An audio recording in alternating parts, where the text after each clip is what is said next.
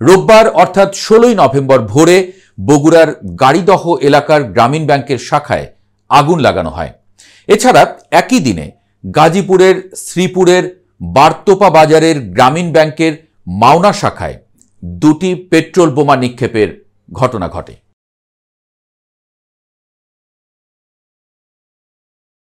তো হঠাৎ কেন এমন আক্রমণ নোবেল বিজয়ী এই গ্রামীণ ব্যাংকের কার্যালয়গুলোতে? সংশ্লিষ্টরা বলছেন এগুলো আওয়ামী লীগের কাজ। কারণ 17 নভেম্বর শেখ হাসিনার রায় ঘোষণা। সরকার ভয় পেয়ে যাতে মামলার রায় ভেবেচিন্তে দেয়, এজন্য এহেন বার্তা। বলা বাহুল্য, সরকার প্রধান আবার গ্রামীণ ব্যাংকের মূল উদ্যোক্তা ডক্টর মোহাম্মদ ইউনূস।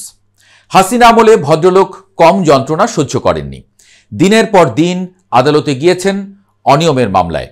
লিফট পর্যন্ত ব্যবহার করতে দেয়া হয়নি বৃদ্ধ এই লোকটিকে। পদ্মা নদীতে চুবানির হুমকিও পেয়েছেন।